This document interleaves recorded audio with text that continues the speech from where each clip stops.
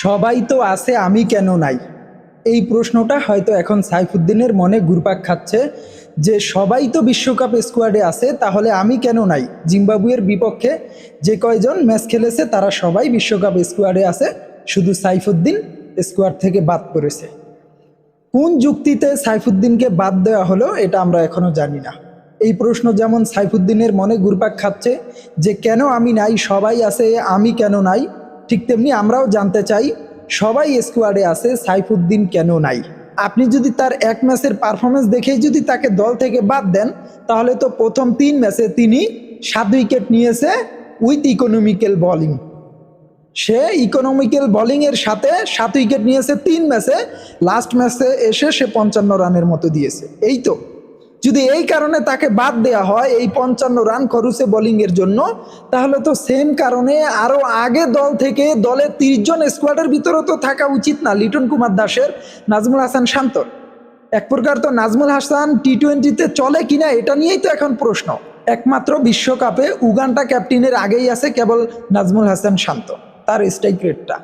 এছাড়া বাকি সব ক্যাপ্টেনদের ভিতরে একবারে সবার নিচে হচ্ছে উগান্ডার ক্যাপ্টেন, তারপরে আমরা দ্বিতীয় উগান্ডা, আমাদের দ্বিতীয় উগান্ডা ক্যাপ্টেন নাজমুল হাসান শান্ত উগান্ডা, তিনি আছেন।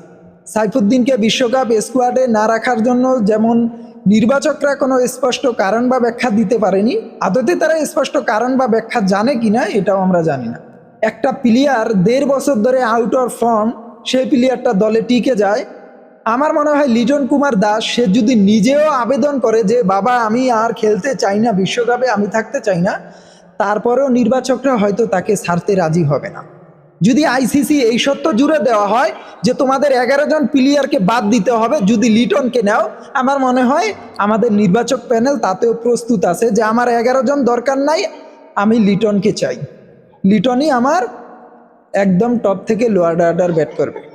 সো সেই অনুযায়ী সাইফুদ্দিন নিজেকে দুর্ভাগা ভাবতেই পারেন, কারণ কোন যুক্তিতে কি কারণে সাইফুদ্দিন নাই স্কোয়াডে সেটা যেমন সাইফুদ্দিনেরও অজানা, আমাদেরও অজানা। তবে যদি আবারও বলছি আমি, যদি এই খোরা যুক্তি দাঁড় করান আপনি লাস্ট ম্যাচে সাইফুদ্দিনের খরুচে বলেই, তাহলে সেই অনুযায়ী আপনার এই খোরা যুক্তি দ্বারাই কিন্তু আপনার লিটন কুমার দাস, আপনার নাজমুল হাসান শান্ত, তারা কিন্তু স্কোয়াডের আশেপাশে থাকার যোগ্যতা অর্জন করেনি জিম্বাবুয়ের সিরিজে।